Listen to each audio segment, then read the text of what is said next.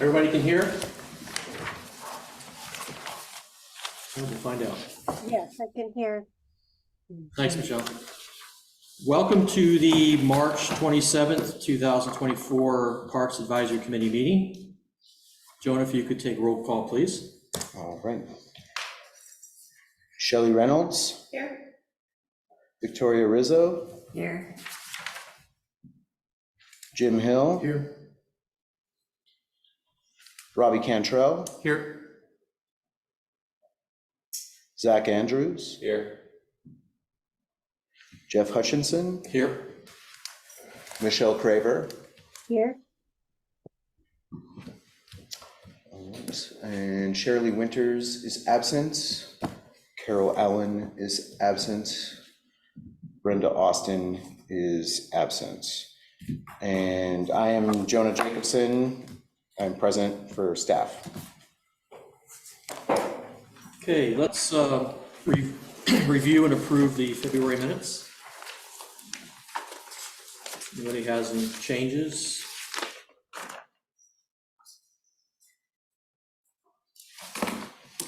Did not. No. Yeah, I looked it over. I have nothing.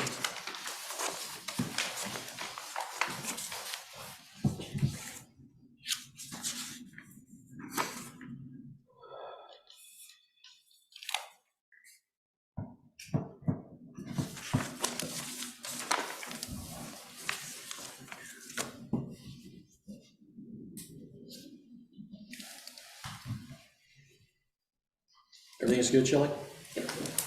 Victoria? Jim, good? We get a motion to approve the minutes for February? This is Zach. I motion that we approve the February meeting notes as written. This is Robbie, I second. Okay, all approve, say aye. Aye. Any opposed? Okay, we have approved the February minutes as they are written. I'd like to offer public comment right now. If there's any items that are not on the agenda tonight, anybody have any public comment? Could you come up to the front here and state your name?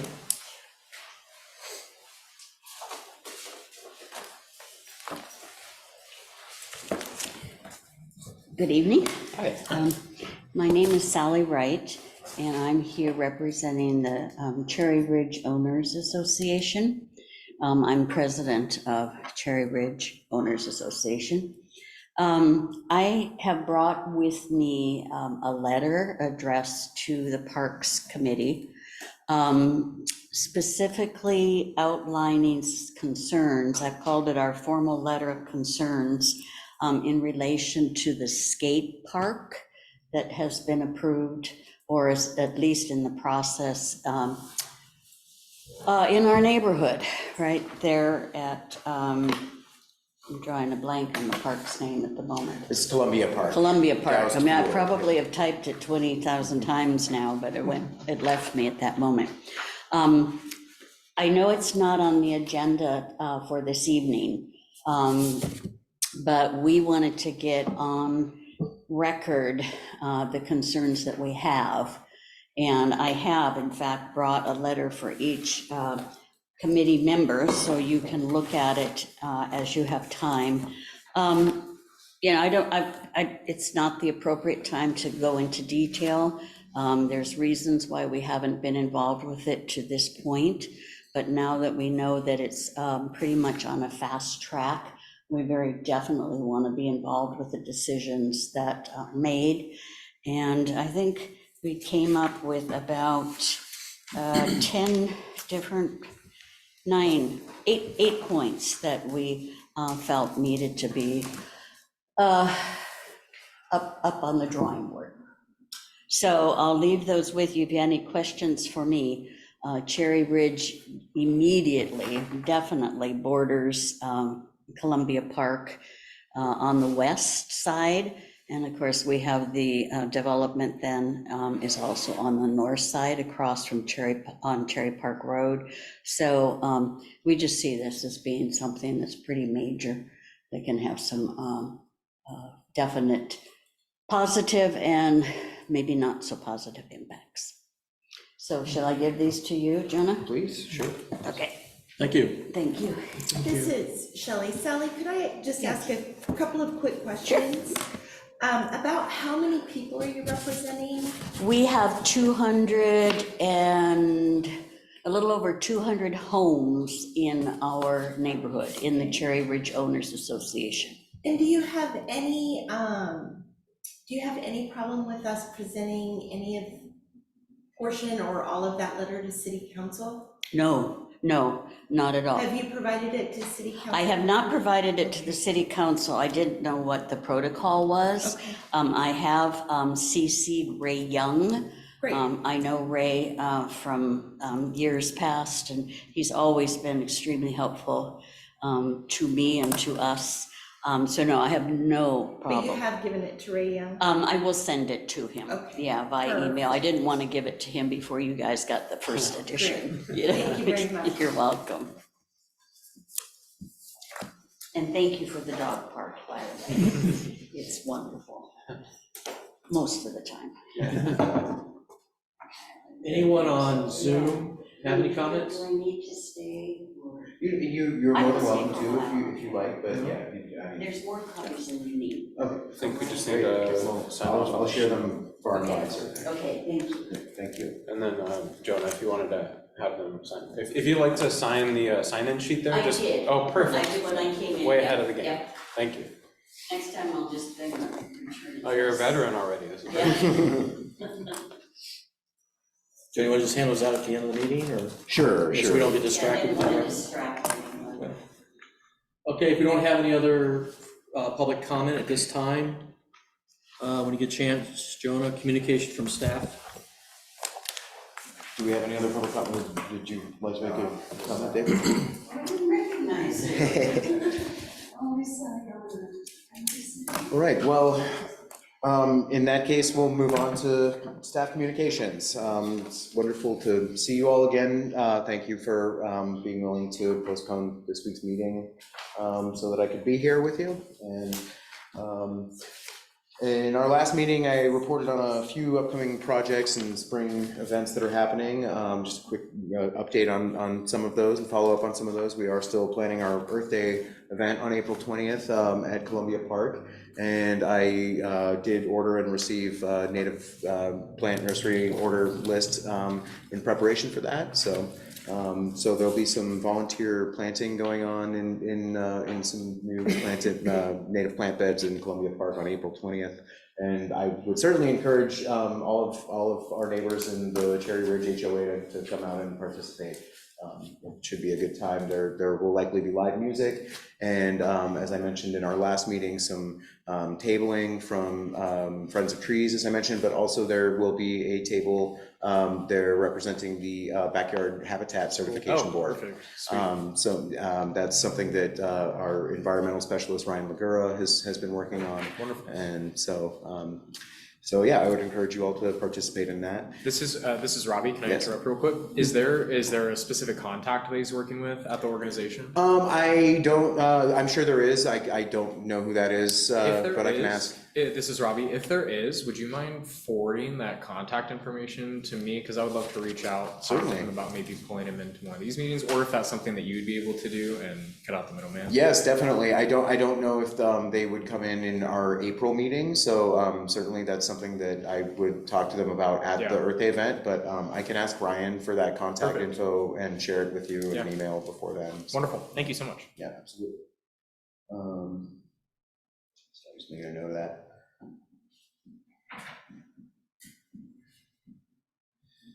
And yeah, so other than that, I mentioned that, the things are starting to wake up out there, and we are beginning our vegetation management programs for the year. It's not really, it hasn't really begun in earnest, but the burst of good weather that happened while I was away got things growing, and so we've made a mowing pass through some parks at this point, and yeah, certainly lots more on the way. In Robbie, you'll be happy to know, in sports news, I ordered some maintenance done to some sports courts, the tennis courts and basketball courts at Kiku and Llewellyn Parks.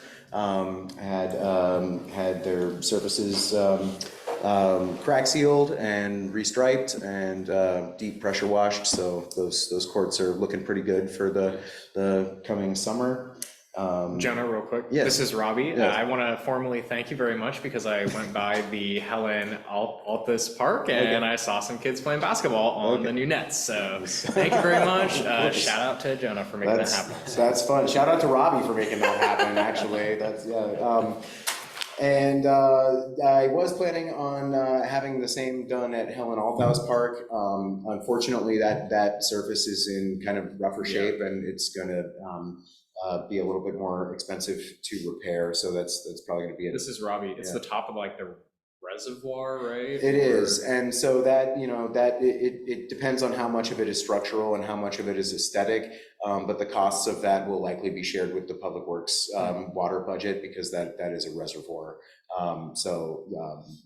But that will likely be a 25, 26 budget item. And yeah, yeah, I mean, other than that, it's kind of business as usual in parks. I did have a meeting earlier this week with a representative from the engineering and design firm who is working on the Sandy Riverfront Trail project. And they sent along, before my vacation, they sent along some preliminary plans that were almost approved. They expect to have the final plans submitted, I believe, this Friday for the park. And so I'd be happy to share those plans with all of you later through email. It's kind of more than we could really cover in detail, I think, in this meeting tonight. It would require some time to look at them, but I'm happy to share those with you. I will describe what they're working on down at the park. It is, I think it's a really interesting project, and the end result is going to be quite nice. Along the multi-use trail that will run along the Sandy Riverfront from Depot Park over past the 84 Bridge and tie into the 40-mile loop trail. Along that will be a series of sort of mini parks that are, you know, kind of rustic and nature themed. I mean, a lot of it will be sort of, you know, rough hewn wood and stone sort of feel, and some interesting play features and water play features even, you know. So I think it'll be a cool space for kids and families to enjoy. Kind of, you know, riding the path from mini parklet to mini parklet. There will be an amphitheater. There's one park that's designed just for really little kids with sort of some reading and storytelling nest play structure features, and a large meadow that'll be seeded with Columbia Gorge wildflowers. And so yeah, that's exciting. Certainly we're a ways away from breaking ground on that project still. Most optimistic time estimates would perhaps be beginning prepping the site later this fall, but it potentially could be later than that. So we'll see. But more updates to come on that park. Super excited. Jonah? Yes. This is Jim. I noticed in the notes from last month that there was talk of a grand opening scheduled tentatively for June 17th. Is that still in the works? As far as I know, yes. That is that's not City of Troutdale that's organizing that. I believe that's the other agencies and entities that are involved in the trail. But we certainly would like to partner with them, and if nothing else, attend the event. Absolutely.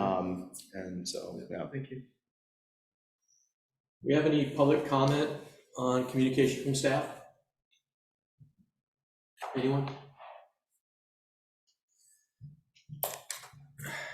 Okay, let's move on to the continued discussion of the 2024-25 Parks budget allocations. And I'll turn it over to you, Jenna. All right, so really I wanted to turn that back over to you all and just, you know, see if there were any lingering questions about anything that we, you know, any of the projects that we talked about in the last meeting related to the parks budget. We are, you know, quickly approaching the budget committee meetings coming in April, where the final 24-25 fiscal year budget will be reviewed and ultimately changed, certainly somewhat, and approved. So, does anybody have any follow-up questions or would like any additional details relating to any of the projects we discussed in the last meeting?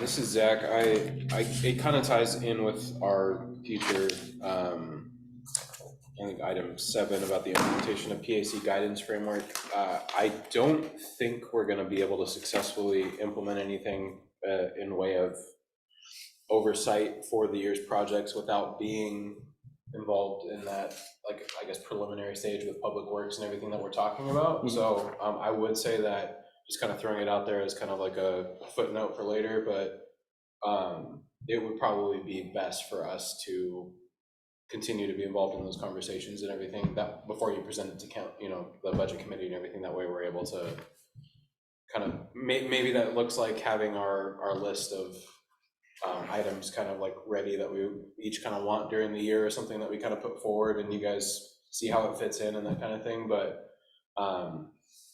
I mean, it makes it, because also you guys have a lot of insight that we don't when it comes to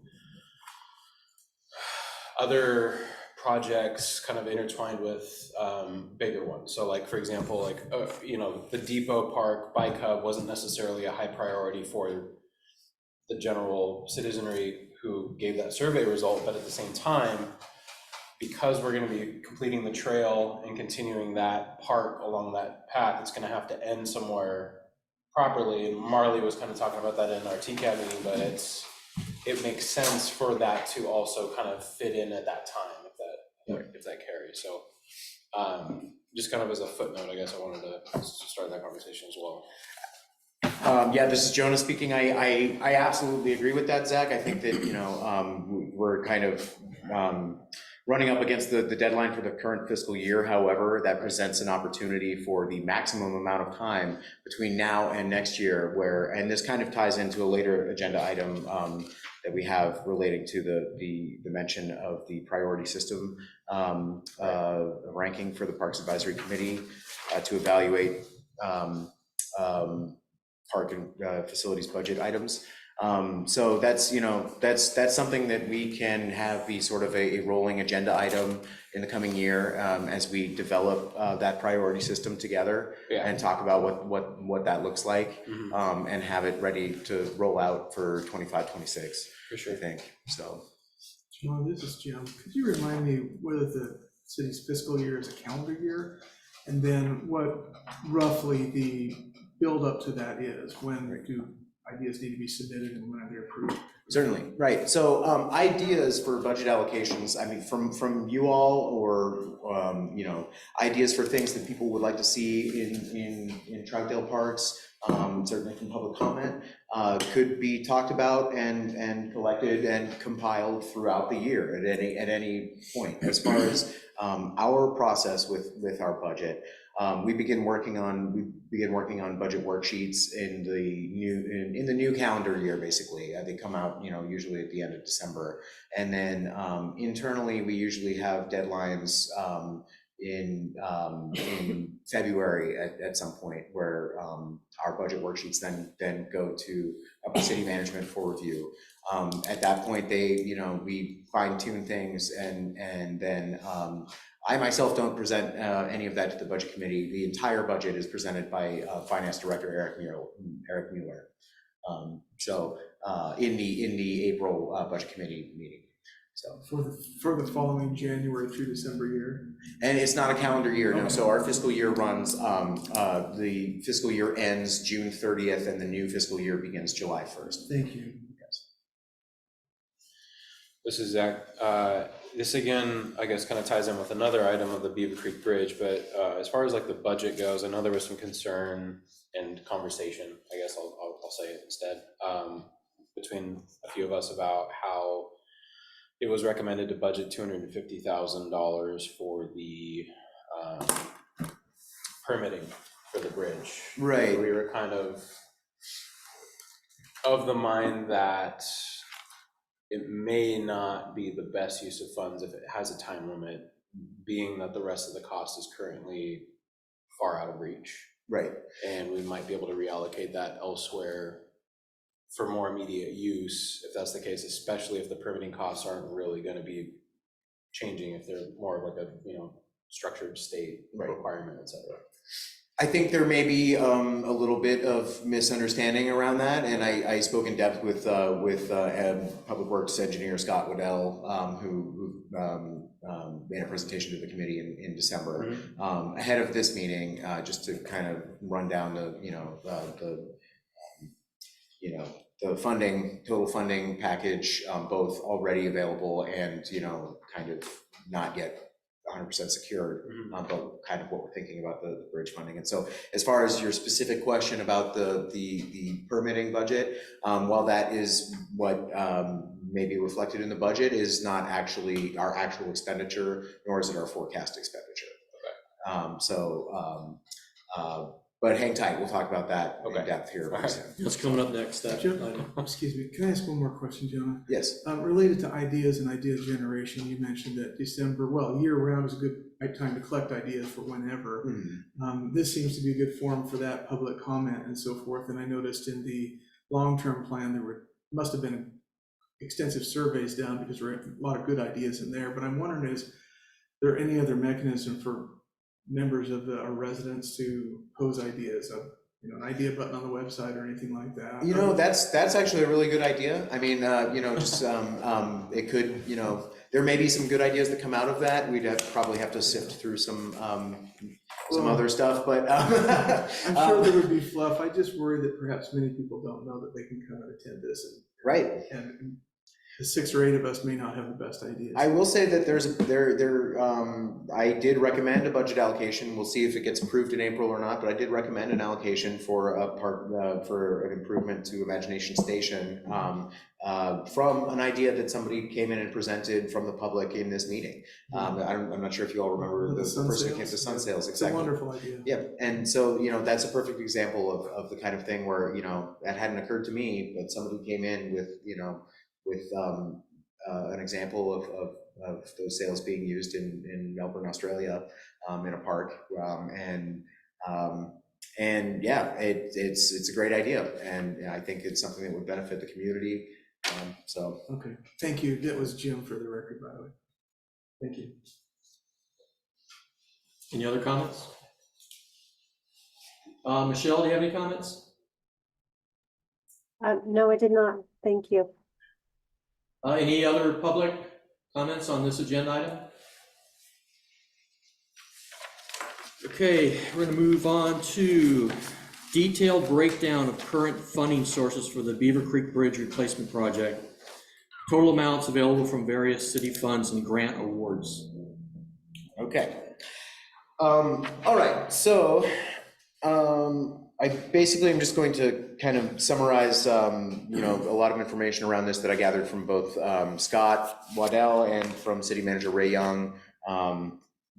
And so, first of all, just looking to the total amount of money that the city is looking at for the bridge, which I know is quite a bit of money, and we've had many meetings discussing just how that the cost of building this bridge has ballooned, and that is resulting from a lot of factors, some of which just the general increase of costs through the pandemic on everything, but also the pause on things that sort of happened through 2020, 2021 also affected the permits that we had for a previous design of the bridge.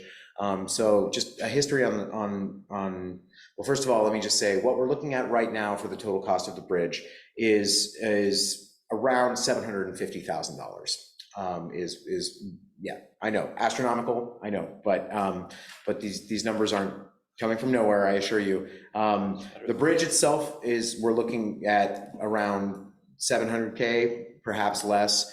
And they are budgeting 200K for permitting, but that is not necessarily what the permitting is going to cost. So yeah, just to clarify, that's from Scott, that number is 200K, not 250K. And it's forecasted to be like a rough estimate, you're saying, like Yeah. cost potentially less or potentially more? Well, so here's the thing about the old permitting. The original permit that ran from 2017 to 2021, and then we got extended, but is about to expire. What was spent on that was around $60,000 to $70,000. And the problem with that permit was that it was the designs that permit was issued for were not complete designs. They did not factor in some of these other issues with, seismic and FEMA and all of this other stuff that has kind of come after that original design.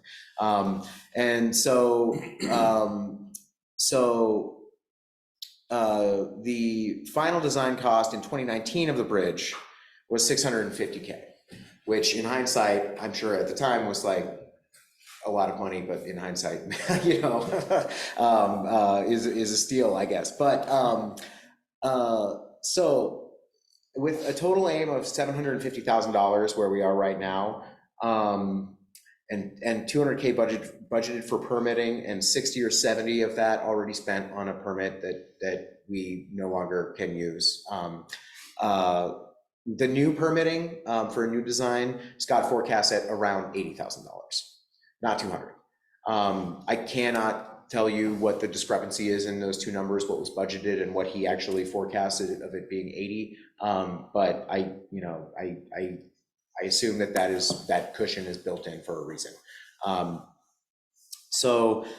What we're looking at from the Troutdale budget general fund is between $200,000 to $400,000 of that $750K. The rest of that is coming from mostly from one grant. And that is a travel and recreation grant from the Metro bond. And so that is the same source of funding for the bike hub. The total allocation from the Metro bond for the city of Troutdale. Now keep in mind that this is the total amount, maximum amount that they will award to the city of Troutdale. We still have to apply to use the money under specific projects. And that's the part that still needs to happen.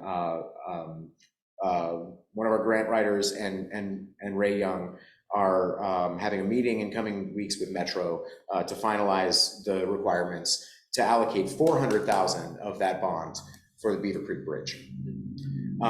Additionally, there is already $150,000 already approved from Oregon State Parks for the bridge. So in total, that's $550,000 of grant money out of that $750,000. And so, and the other thing that Scott wanted to remind me about this is that that the previous estimates that we got in 2019 of 650K, as well as this 750K that we're currently looking at, both of that, which is based off of that previous estimate, we may be pleasantly surprised when we actually put this project out to bid in the RFP process, because those initial estimates were coming from from one design group. And construction contractor, I assume. I'm sorry, I don't know the name of that company, but essentially that was, we were kind of leading that bid a little bit. They were the only people that we were talking to at that point in the process. And so, but guaranteed, a project with this price tag attached to it has to go through competitive bidding. And so when there's some competition happening for the project, we may see lower numbers. Jen, I'm sorry, somebody's in the way. Oh. Hey. Yeah, it's all right. Tiffany's phone. Hopefully this is a real person. Go ahead, Zach. All right, thank you, Chair. Yeah, this is Zach. Was this the same bid that also quoted us $1.2 million for the new price, the same? I believe so. Developer? And Okay. so there was kind of this leading thing happening with this Sure. contractor. Okay. And so, Scott just wanted to remind me that once the bidding starts happening, we may see Sure, the numbers go down a little bit, actually, so. that's great. And how involved, I guess, would the Parks Advisory Committee be able to be in that process? Like, would it be similar to the TCAB with the RFQ that went out for the Confluent site, as far as looking over the proposals and that sort of thing, or? I believe so, yeah, I believe so. I would, certainly, I know that this is, the number one issue for this committee, and I will certainly be reporting any news that I have, or any developments on this bridge, to you monthly, Sure. so. I got it, yeah, I appreciate it. Shelley, do you have something? This is Jeff.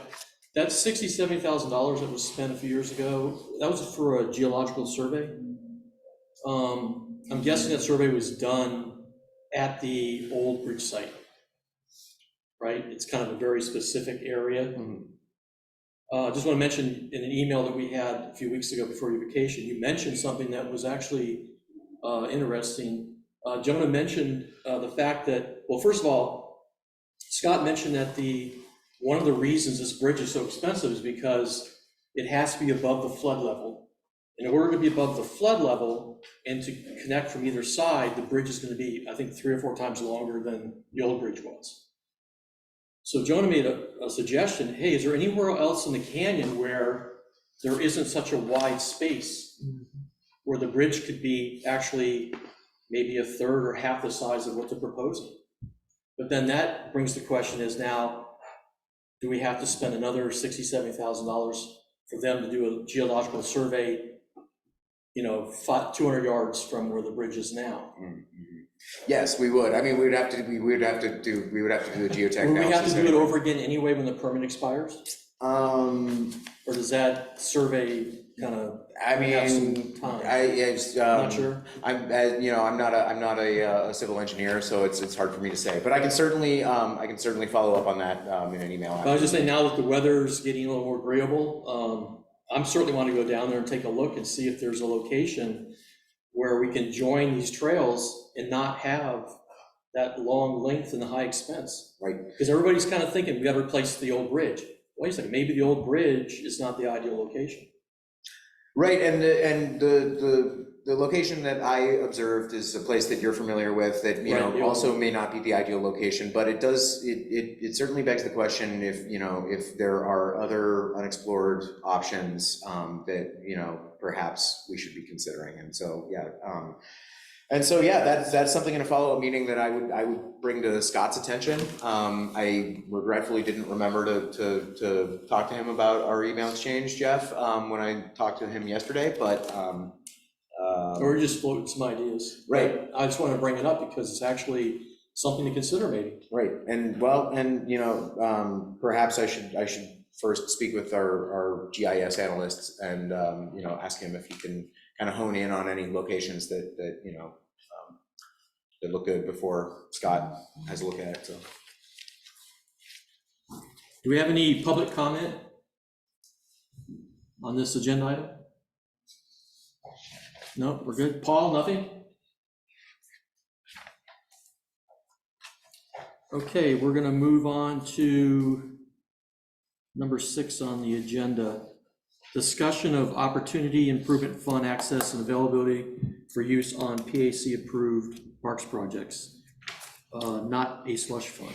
Yes, so it's not a slush fund, that's a dirty word, we don't say. But I get what you're getting at. And I agree, this is something that I have absolutely no issue with personally. I will say that it is a little bit of a departure from normal protocols to have a citizens committee empowered to spend public money, but in this way. However, I think that if, with the right sort of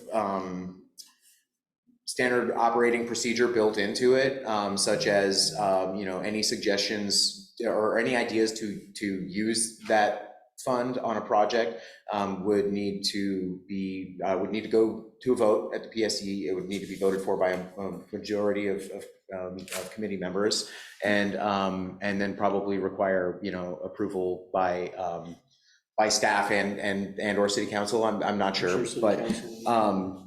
so certainly, yeah, we're not opposed to it, and in my discussions of the question with city management, they were not opposed to it necessarily either. Perhaps the best way, and looking at where this fund might live in the budget, my first inclination when I was looking at the budget was and I think I mentioned calling it an opportunity fund in the last meeting. There is a Parks Opportunity Fund, Fund 1600, but that would not be the appropriate place for this, just simply because that fund has some restrictions on it that I think would make it not very easy to access in the way that I think that what you're intending is as I understand it. And so I would actually encourage you, Chair Hutchinson, as well as any members of the Budget Committee who may be present tonight, Victoria, if this is something that you support.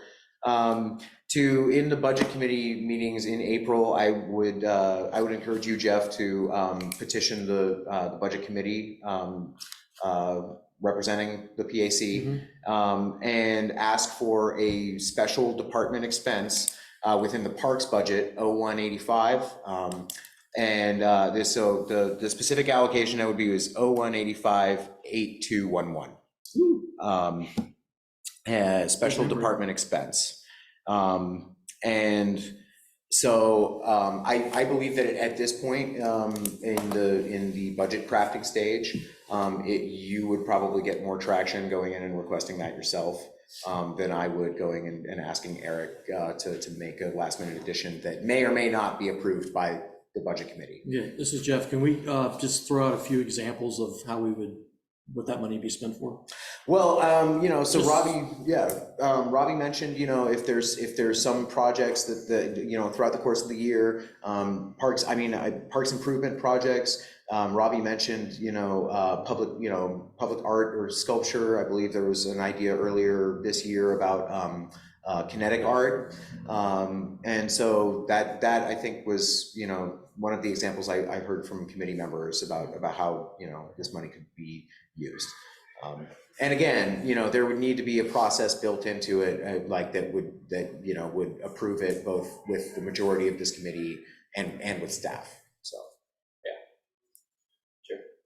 Yes. This is Zach. I love that idea. I mean, given kind of what we were throwing around at the time, I think I would just want to probably really focus in hard on.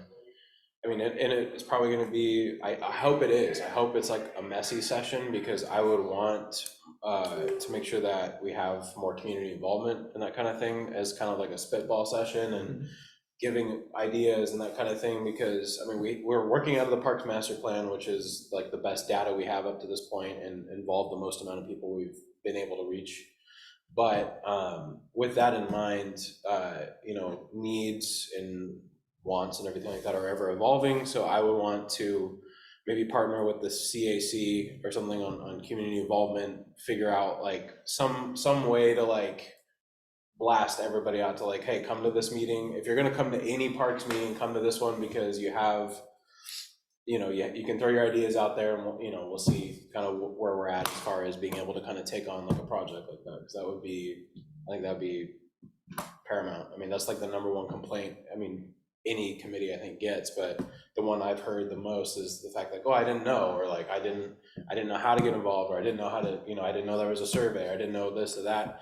And that's always going to be the case to some extent, because people, when they are finding out after the fact, that's just the way it is. And hopefully going forward, they're more involved. But I guess all that to say, I would want to make sure that when we're doing this, we throw out the chance again to involve more people. Yeah, this is Jonah speaking. Sorry, Jeff, were you gonna say something? Just real quick, Jeff, does the Parks Department have like a table at the First Fridays? I know sometimes they do. Yes, I didn't host a table last summer, as it was, the first few months that I was working for the city, but, that's an excellent reminder, and that's Be a good certainly idea something that I would for like to do public this year. Yeah, that's a great idea. I mean, also, there's other methods that, the traditional method of putting a post in the Troutdale Champion reaches some people, but people ingest information in different ways, and so usually when when there's something that we really want to get out, we put something in the Champion, we put it up on social media, and I suppose this isn't something that I have done in the last year that I have been here, but I suppose we could even flyer the parks to a certain extent, or at least put an announcement in the bulletin boards in Glen Otto and Columbia Park at least. This is Zach. We could kind of come up with ideas as a committee, like based on what we have or whatever, and maybe do a poll where it's like, what is the most popular option, and then like a space to fill in an extra or whatever. But like, I know we've done something similar in the past with we've had polls and things like that going out to. Actually, I think it was for this. It was like the last run of that, where it's like, again, giving people an opportunity to like give feedback on the poll. And that went out online. It was on the website. It was posted in the Troutdale like Instagram accounts. It was in the paper. I mean, like, I know we're exploring every avenue we can, but I don't know, it might just make it a little bit more clear. We can even do it. I mean, with something like this for outreach, we could even. Sorry, Robbie, just to follow up on that really quick. One thing that I've seen Public Works Water doing when they're announcing the flushing program, they'll put A-frame signs out, with an announcement saying we're doing flushing of the water system in your neighborhood on these days, with a QR code on the A-frame. Sure. So which will take people right to the city website to get more information. And so we could potentially do the same thing in parks if, in the future for anything. I mean, announcements about construction projects. These are methods that we can reach more people with things like this in the future. It's so hard to get everybody out of their routine. I appreciate that. Sure. Jeff? Go ahead, Rob. This is Robbie. So Jonah, when I'm thinking about community engagement and ways to get the community involved, one thing that I am hearing on a consistent basis is, whether through flyering or like the Friends of Trees or any of the other events, typically the method with which we do community outreach is by asking them to use something on their phone or another mobile device. So Friends of Trees, in the bottom corner, there was a little QR code that you're supposed to scan to then be able to sign up for the program.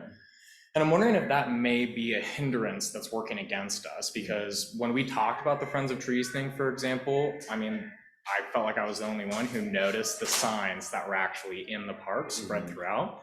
And I'm wondering if we might just be overthinking it a little bit.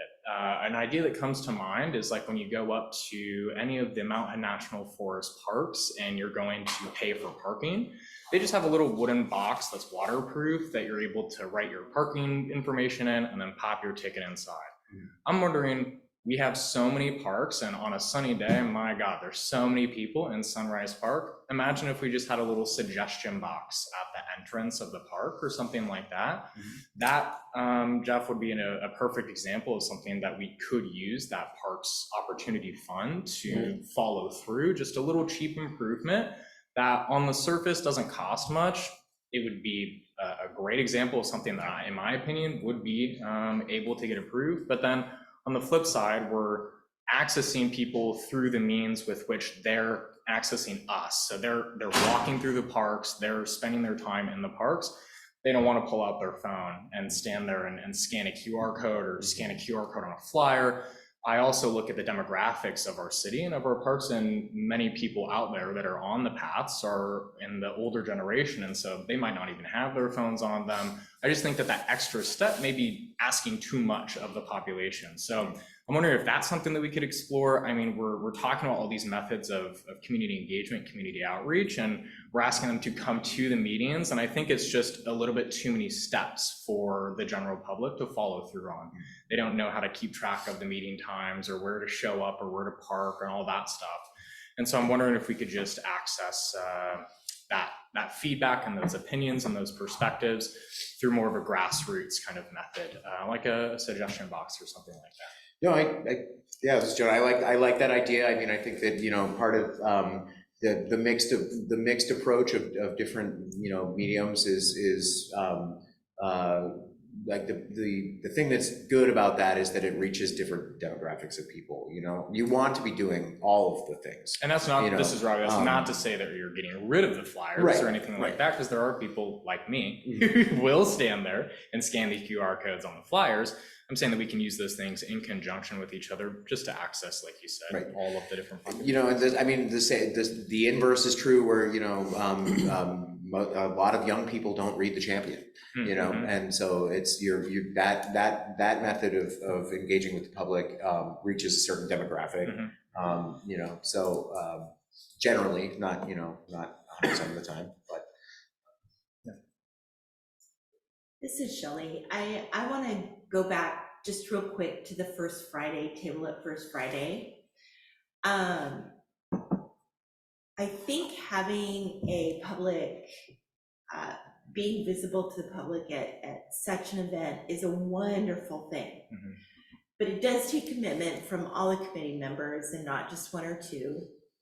And it really is helpful if there is something specific that you're doing. You have a whiteboard up. How do you feel about yes or no? Or, something that you're specifically asking, something you're specifically trying to get from the public, so that you're not just standing there looking dumb, handing out flyers and waving at people with no that's virtually no visibility to the parks. You have to pull them in with asking them something. How do you feel about dogs in the park? How do you like the new dog park? How do you like, if you could improve something about our parks, what would you improve? Any little quirk to get them engaged in the booth, something that they find interesting. Otherwise, I think that the table on First Friday is not as visible as what we'd like. That being said, if we wanted to do a table at First Friday, I'm all in. Great. This is Robbie. I would be happy to help out with that too. We'll definitely do that. That's, yeah. Wonderful. This is Jeff. I think Robbie had a good idea, is to have these suggestion boxes at the park that these people are at, because that's the people that you want to give the comments, not the people that never go to these parks. So you send in something in the Champion and they're just gonna ignore it. Or First Friday, they see a table, like, well, I don't even go to the parks anyway. But the people that go to the parks, I go to Sunrise Park almost every single day. I mean, that's where you want to get input. So. And that's a really good point. My biggest concern there, of course, is vandalism. Right. And how long are those boxes gonna last? But why not have a suggestion box at First Friday too, right? I mean, these people go to the parks. How many people at a park walking their dog have a pen and paper to? Well, Put the pen and something paper, or small whatever. piece of paper and Yeah. pencils or something would Pencil. be there provided. Yeah. For Just about make 5 the minutes. slot in the box like really thin Well, for paper, so the this- poop bags don't go in. Right, yeah, exactly. This is Robbie. I would like to give our community a little bit of credit, because that library box at Sunrise Park is always stocked with books. And there was a day where the door was open and I walked up and closed it, because by God, it's been there for forever and it's going to continue being there forever. And that too is a freestanding structure that's standing right there off the side of a park. So I think if a kid wanted to hit something down with a baseball bat or something, they have another target right there to go after, and they haven't done it so far. So We've in my repaired the one head, in Llewellyn Park 3 times. huh? We've repaired the one in Llewellyn Park 3 times. Well, I guess different parks have different people going in them, but Yeah. overall, I envision something like that just being right at the front, like the entrance or something like that, just being, or by the Yeah. parking lot, just something that they can and see right when they get in, but. This is Jonas speaking. I mean, I really like the face-to-face engagement of the tabling. And with this, you know, with something like suggestion box, you'll likely get a lot of good suggestions. You'll likely get some mean comments. Sure. You'll likely get some jokes. And you'll have to sift, you know, that'll just come with it. You'll have to sift through that stuff and find the stuff where people are genuinely expressing their feelings and not just ripping on you. I see a future agenda item. I was gonna say, there's enough of us here, we can probably get through a bunch, have some laughs. But that being said, you know, that is a good way to get people engaged in the moment when they're walking through the park, thinking about it, you know, and. I'm just thinking, this is Robbie, I'm walking through the park and I'm going, man, I wish I had shade right now. If there was a box for me to leave that, I'd walk right up to it and go, I wish I had shade. Yes. You know, and I'd submit that. So. Well, that shade at Sunrise Park is also, believe it or not, controversial because there are quite a few Sunrise homeowners who don't want the view blocked from the park. Oh, that garage that's being built? Oh, God, what an eyesore. The garage, not the thing. burned out house next to Sunrise, that's also an eyesore. By the park, by the gardens you're talking about? No, The new it's build, It's a separate garage building. Oh, that they're oh, yeah. putting up. It's like RV style, like Right. huge Right. block. Like if I were those neighbors with Mount View gone, I'd be so pissed. This is Jeff. I've talked to that guy several times, but to be honest with you, I know what you're saying. It's kind of I wouldn't say it's an eyesore, but it definitely changes the landscape view. But before that building was there, he had all kinds of step vans and pickup trucks and junk, basically. And it looks like this is going to clean everything up, and he's going to park things inside and have a little shop in there. So I think it's going to make the property look a little bit more polished. And also I forget that gentleman's name, but also to give him credit, I believe that he provides the power and water for the community gardens right there. He's very involved in the community gardens. Okay. You know, while he may be a you know, hobbyist mechanic with a lot of project vehicles, he also is contributing to the park there in some good ways as well. So. Yeah, this is Jeff. He also told me that building, he bought that as a kit. It's a company in Sandy. It has some steel and some steel structure and the wood roof, and then it's going to have the side of it's going to be metal. So. Yeah, when I first saw that, I was like, wow, what's going on here? Mm-hmm. But I think it's going to clean the property up. I think it's all that stuff that was out there. And I also asked him if he had any issues getting permits with the city. I was curious about that. He said, no, it went very smooth. He said he met all the guidelines and he was in code, so. Do we have any public comment on this item? This is Michelle, though. I think the idea of having a table and some type of engagement at the First Fridays is an excellent idea. And maybe we could do something to showcase the 40-mile loop that's going to be right around the corner.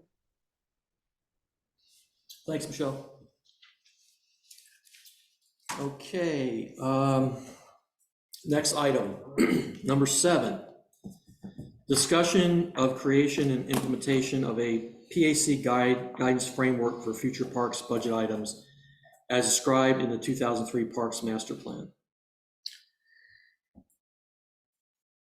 Yes, so thank you, Zach, for bringing this to all of our attention. This was not a part of the Parks Master Plan that I had considered beyond just my initial reading of it, I guess, until we began discussing it. But as we mentioned earlier in the conversation, I think that this is a excellent time to begin this discussion. This is likely going to be a discussion that goes on throughout the year. I think that as long as we are presenting ideas about what that framework looks like, involving other stakeholders, the public, other members of staff, then I think that this is a good goal for us to develop and implement in the coming year. And so with that, I would just ask if if anybody has any preliminary ideas about how this potentially could work. Yeah, this is Zach. I guess it might be helpful for everybody to, I mean, we kind of went into some of the budget details previously, but it might be helpful, I know, for me personally, at least maybe to kind of know an overview of like how it stands now, because I know during our last like couple meetings, it was basically like, this is what we got going on for parks this year, you know, and it's kind of like a nebulous kind of out of reach thing previously, I felt like, where it's like, all right, we can kind of I don't mean to say that, I guess, because you brought it forward to us for discussion, you let us know kind of this is what's going on, and I love that and I appreciate that, and I think it just might help us understand a little bit more like how it currently kind of plays out as far as the general process for coming up with those items, I guess, that you go through maybe. Yes, and I think that, also as we're talking about the budget, what this goal 7.6 in the Parks Master Plan says is create a priority system for the Parks Advisory Committee to evaluate new and improved park facilities, or I assume that means features or, amenities as well, that considers available funding sources as recommended in the Parks Master Plan. And so available funding sources is the capital outlay section of the parks budget, including other available sources of funding, other grants and bonds. And so I think that it would be important to not only be focused on the capital outlay projects section of the parks budget, because keep in mind that there are other, sort of static parts of the parks operating budget that is not necessarily something that this committee will be heavily involved in. But when it comes to projects and planning development in the parks, or planning major changes in the parks, then certainly, that's something that I believe we should be discussing throughout the year. And when I have ideas about things that I would like to, put in the capital outlay section of the budget in the following year, I would like to be bringing those before this committee and bouncing those ideas off of all of you before I begin crafting the budget in the winter. So, Okay. So, but I think it's also, to that end, I think it's also important as we talk about this to be inviting other members of staff who can speak to the non-general fund sources of funding that we're talking about. And so I think that perhaps we should invite grant writer Bill Peterson to a future meeting to discuss grant funding opportunities for parks projects. Certainly, Public Works Director Travis Holden would have some valuable information about this, and probably Ray Young as well. And so I think that there are other members of staff who could provide information about grant funding that I don't currently have. So sure, that's fantastic. Yeah, I would love to chat with the grant writers. I mean, those guys are heavy hitters for sure. I mean, hats off to them for doing everything that they've done up to this point, and they've put in a lot of hard work for sure. This is Zach, by the way. So you're saying that you basically put together your list, that you kind of presented everything initially like in the winter, like January timing? I work on the budget essentially for the first 2 months of the new year. Okay. And any amount of it that I can do before that will save me a lot of headaches. So it'd be great if if we're talking about it throughout the year, from a personal standpoint. So. Fantastic. Well, maybe what we can, like, again, this is just a suggestion because we're spitballing ideas, but maybe what we can plan to do is like end of fall, like in November, before winter starts coming along, have everyone kind of bring like top three, things that they want to focus on for the next year. I mean, this is basically just a formalization of the process we already kind of do. Because at the end of last year, I know we were all kind of talking in Gen item, like, what do we want to focus on next year? But this would be something that we actually bring forward, maybe do some legwork for you, save you some trouble based on that, at least to kind of give you a framework to work on. But that way we all kind of contribute that focus, and then once you have that, maybe we can set up another follow-up meeting with the grant writing team, Ray Young, whoever else is available and willing to speak at those meetings. That way we're able to see what out of that compilation would be a reality.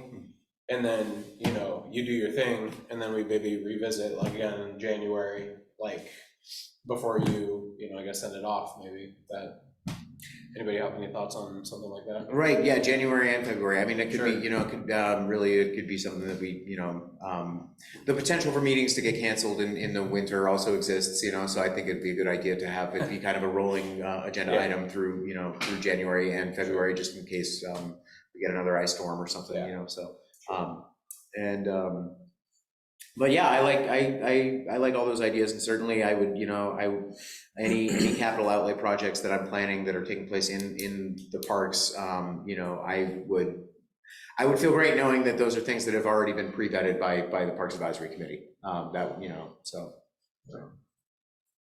This is Shelley. It might be a good idea just to take a quick, well, can't be quick because it's a long document, but a good review of the Parks Master Plan. And actually, I mean, it's a fairly, forgive me, it's a fairly convoluted document. Why not pull out and summarize some of the specific things that are listed in there? And I mean, we're not going to accomplish them all in a year, but with the specific list of things to be done noted in the Parks Master Plan, we can then kind of prioritize, figure out what's going to cost what and what might be a good year to do it, and be actually progressive about tackling some of those tasks and accomplishing the Parks Master Plan in a more direct and assertive way. I mean, as opposed to just letting the document kind of sit and we take on one thing here and one thing there. Agreed. Turn it into a cliff note. Right, I was just gonna say, Yeah. so yeah, boiled down. Turn it into a list and start putting number signs by it. And Yep, good idea. Yeah, so you're gonna sit down with the Parks Master Plan, spend on an hour or two just going through it. It's all good stuff, but I know what you're saying, is be good to It's like- summarize. it's a good almost 4 years worth of work, right? Right. Yep. I mean, there's a lot of work in there. You frequently have to, flip through pages of it to find what you're looking for, To and so, find yeah, one project right, listed, so- right? So, that's a great idea, Shelley. Yeah. And I mean, that's, I certainly have a lot on my plate, but I could take a stab at that, and I welcome anybody else to as well, if anybody wants to review it and make a list of everything you find in there, then, but I can, that's something that I can get Well, together in the next couple of months. I'd love to see is people who didn't help write it, take a look at it and give us your perspective. See what you see in there. Good idea. All right. We have any comments on this agenda item? Michelle? No comments, thank you. Okay, I guess finally on that, if I may, I would just say, as we move into future agenda items, which is coming up here pretty soon, if not next, this one, perhaps we should just have it be a rolling agenda item that we cover at the end of our next few meetings, in case anybody thinks of other stuff. I mean, it could just be a few minutes, but yeah, sure. if we're good with that. I agree. Excuse me, you came in a little bit late. Do you have any public comment you want to make? No, just observing? I'm interested in applying for one of the positions. Okay, great. I better come and see what it's all about. Okay, Super. great, thank you. Okay, let's move on to committee concerns and initiatives, future agenda items, and closing comments. I guess we'll start with Shelley. All right, So I would like to take Sally's letter and make that an agenda item and take some of their concerns and see if we can look at them and find ways to mitigate those concerns without eliminating the skate park or figuring out whether or not the skate park needs to be reevaluated as a option at this point. Victoria? I thought they were already signing their contract. They have not, they're looking at finalizing a contract, I believe by the end of April. So yeah, now would be an excellent time to speak up about this. And Go yeah, for it. so, And I would be happy to participate. right, well, yeah, but, yeah, beyond that, I don't know, I'm sorry, but, you know, if the brakes are gonna be put on it, it would certainly be better to do that before the city signs a very contract. This is Jeff. Jonah, can you clarify that this skate park is going to be up against Cherry Park Road and up against the entrance to the school, right? In that corner? It's kind of the entire top of the field there. And it doesn't go all the way up directly to the property line on the west side of the field. But it does go further over in that direction, at least in the very early mock-up that I have seen. Now that may change and certainly will change, you know, in later versions of the design. But I would, you know, I'd say you're probably looking at about 3/4 of the top of the field from east to west. Do we know the distance in feet from the western edge of the skate park to the neighborhood, the closest house? I don't know for certain at this time, but I can look into that, and Sally, I can, you know, when as soon as I get some more final plans and some more definitive information. At this point, the only thing that they've done is an existing conditions survey of the site and geotechnical analysis of the ground. So that's where it's at this moment. So to that end, just for expediency, I would encourage you, if you and anybody who's willing to accompany you to attend city council, the city council meeting, and bring that up, when they ask for public comment on non-agenda items and talk about your concerns. Yeah, you had asked about the protocol in city council. City council has a time for public comment, just the same as this meeting, so. And one, even if it isn't on the agenda, Yeah. it's something, I mean, like, Just as I did today. exactly like you did today. Okay. Mhm. Okay. And thank you for coming. Yeah. Thank you for your interest. And I think that's all for me. Okay. Victoria? I just had one other question. I understood the state park would come right up near Cherry Park Road. It does, it So pretty it would close. be seen. Sorry, what? So it will be seen. It will be From the seen. road. It will be seen, yeah, there will need to be some sort of barrier fence, right, or a hedgerow or something, you know, to like keep, you know, people and skateboards from going into the road right there. But yes, it's essentially, it's like the northeast corner of the field, but like 3/4 in like a long strip, kind of 3/4 of the length of the field. Is the early mock-up that I have seen, but that likely will change. So I will follow up in an email to you, Sally, when I get more information on exactly. Yeah, absolutely, certainly will. Jim? No, thank you. Robbie? This is Robbie. So Jonah, when we were talking about Sunrise Park, and you actually brought something up that caught my attention that I'd like to speak about, which was you were talking about the community gardens but how the gentleman next door provides the power and the water to those gardens. I believe so. I know that he was fundamental in the creation of the garden. I believe that there was a period of time, I don't know if he still does that, but I know that there was a period of time when the gardens were being established when he was essentially donating utilities to help the garden. I don't want to give you bad information on that. I don't know if that's still what's going on there, but. This is Robbie. As a follow-up to that, do you know if there's, off the top of your head, if there is a source of Troutdale provided power and water at those community gardens? I don't know that. I'm sorry. I've actually That's not fine. been hugely involved in the gardens. That's fine. Deborah Ann McAllister, who works down at City Hall, kind of manages that program. So it brings up an interesting point of if it is in the first scenario still being provided by that gentleman, and in the second scenario, if we do not have a source of power and water that is provided by the city of Troutdale, I guess I'd like to start discussing the eventuality or the possibility of, if it is run off of that gentleman's property, of him revoking that access or something happening. Worst case scenario, I wouldn't want those community gardens to have their operations halted. Right. In addition, I find it interesting that we only have one space for community gardens. And I know that you said that this program isn't necessarily overseen by us, but I do think we could play some sort of a part in it.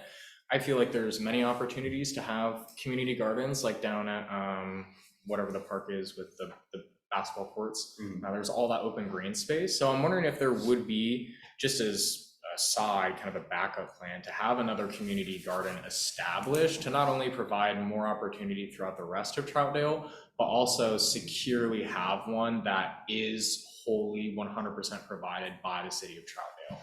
Because I think there's other opportunities within the parks to space out community gardens, to access more residents, things like that. That's in a great location because it accesses the apartments that are right there off of the road. There's many other apartments around the city of Troutdale that could also benefit from something like that. So I'd at least like to get people's brains jogging around that and at least have that idea floating around, because it was very interesting when you said that.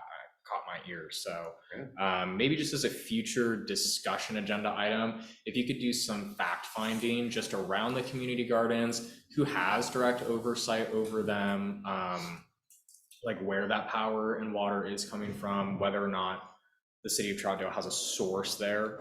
So if something were to go awry, is there a backup there? Right. Most of the time, I will say that most of the time the garden doesn't require power. I think that the gentleman he provided power during the construction phase of it. Okay. But yeah, there's beyond that, water though is right. Essential, certainly. I will say at Sunrise Park that there is now a city-owned water line that goes over to the butterfly garden. Right. And we will be putting irrigation drip line in there. Right.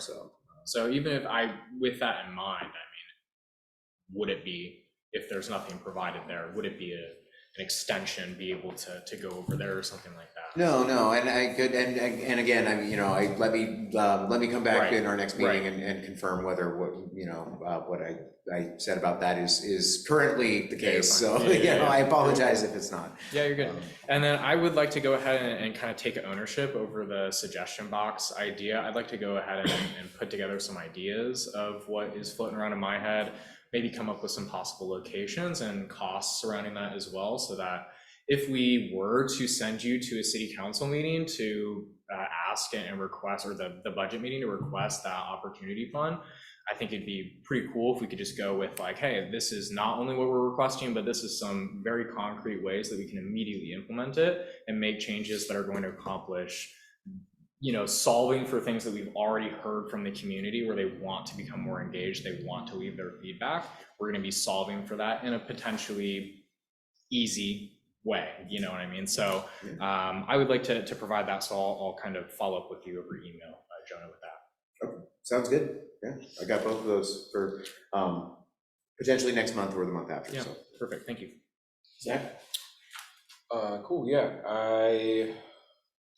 Just to piggyback on the community garden thing, I remember maybe it was our advisor that was working with us on the Parks Master Plan, but we met with I want to say it was like a veteran community garden, yeah, like Victory Garden. It's called Vet Rest. Yeah. And regrettably, that project kind of died on the vine in the transition between the former park superintendent and myself. Got it. And a few months ago, I reached out to the gentleman who was representing that organization.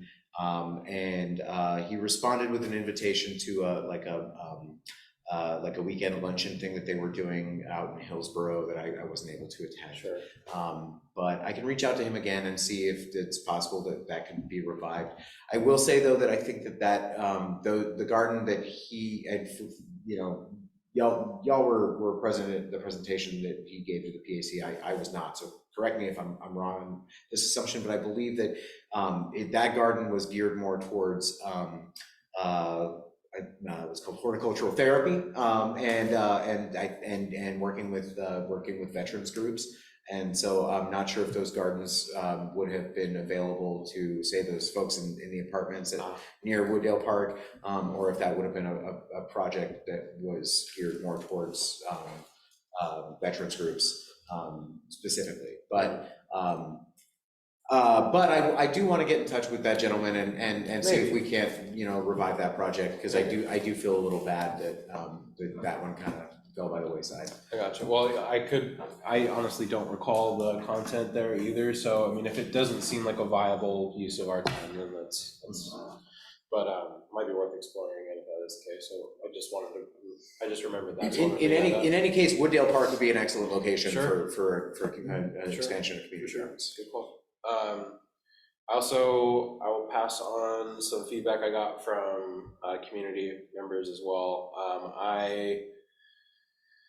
There's been people that have noticed other towns that have like features like especially because we are trying to be like a more like destination location as Gateway to the Gorge. They have like Out Sisters and other places like that have like a wall mural kind of thing painted with the town sign on it that people can like take pictures in front of, basically, in some sense. So might be something for us to look into again as like an extra side art piece or something, potentially at a park or something, someplace over maybe that's widely used or something for people out of town and that sort of thing. But just want to throw that on the radar for maybe another potential idea in the future that I heard people talking about. But other than that, just wanted to thank you guys again for your time and all your dedication and everything we have going. It's really cool to see.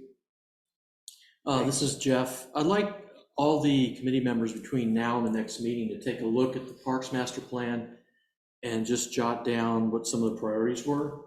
And maybe next month we can have an agenda item where we all kind of review what those were and discuss, put them in a order of priority. Because I'll have to admit, my Parks Master Plan is kind of tucked away. It's right in my living room, but I haven't opened it up recently. And it is a bit intimidating when there's a lot of information there. That was a really good point from Shelley, is that let's get this thing summarized. Let's get these bullet points out there on a single piece of paper. And if you want to refer, you can always go back to the master plan for the detailed information, but I think it'd be good to see what the priorities are, especially for the new members here that weren't part of that process, to see it. And then also what your input is on what you think you've seen in the master plan. But Be nice to be able to notice some accomplishments, right? right. There's a few in there. There's a dog park The now. dog park. Sometimes on some of the things that aren't It's top only 10 priority, years coming. some of the items that are mid-range or lower priority, they tend to be forgotten, I think. So I think we need to. Especially the maintenance goals and stuff. Right. Mhm. Yep. I agree. Yeah, and the maintenance goals are something that I certainly need to be reviewing and referencing, probably on a monthly, if not weekly basis, just as I'm directing my crew's activities. Okay, the final call for public comments. Paul, do you have anything? No, thanks, Jeff. Okay, thanks, Paul. Okay, Victoria? Couple of things. I thought we did have water at your gardens. There probably is, yeah, thank you, And sorry. you don't really need power. Right. No power, right. You don't need it. And we have a beautiful mural downtown in Mayor Square. Oh, that has like Troutdale on it, all that jazz? No, The historic photo, no, yeah. one of the, Oh, yeah, sure, just the mirror. But more public art is a great idea, I like, Yeah. Sure. Also, if we could on the public garden, the community garden that we already have, if we could get, just a summary of how many of those plots are rented every year, if they're all used up. yeah, thank you for reading. They are definitely in very high demand when they become Are they? available. Oh, there's a And rush to sign what up for kind of them, waiting yeah. list we might have Yeah. would be Right. an interesting Hmm. piece of information as well. Okay, This is Robbie, piggybacking off of that, we could even conduct outreach with those people and based on where they're located, figure out, we could also outreach to them and be like, how far would you be willing to go to access one of these gardens? Because obviously there's only so much space per park, so. yeah. But I think there's a couple of parks that have room for them. Yeah, so I'm under the same Llewellyn's a impression. huge park, I Right. can't believe there wouldn't be space there. Yeah, this is Jeff. Remember, a couple years ago, we had the kids come in and discuss the Wooddale project. Wooddale. The only thing about that is I'm not sure if there's a public water, how that would work. Maybe there's a Yeah. meter, they can tap off the meter. Well, there was irrigation at Wooddale Park, it is decommissioned. So they might have to recommission. So, yeah. So, yeah, water supply would be an important part of any community garden location. So. And just a quick thought for you, Robbie, I was just thinking, suggestion box for Sunrise Park, right next to the library box. Yeah. It's right in the parking lot, and the house that's right there, got security cameras in and out. So I mean, you don't want to put it in some remote place in the park, it's probably gonna get vandalized. There's another neighbor at the top of the hill that has some very advanced security cameras as well. So the security camera coverage on the top end of the park is actually very good. We don't have any cameras there, but neighbors do, so. Sweet. Okay, we're gonna hold a meeting next month, I'm sure we are. Is everybody aware that because of there's another committee meeting that has booked the room, so I believe our meeting has to be on a Thursday in April. Has anybody seen that on the city website? I believe it's the 18th. I was talking to Tina Leahy about that earlier Yeah, today. it's on this agenda. Yeah. John, this is Jim, is that a one-time thing? It's a one-time thing. Yeah, it's just for next month. Budget, is that? I believe it's the budget. budget committee meeting is taking place in our normal time slot, so. That's okay, we need those budget people in this meeting. If we're all done here, can I get a motion to adjourn? This is Robbie, I move to adjourn. This is Victoria, I second. All in favor? Aye. All opposed? Okay, meeting is adjourned at 8:25.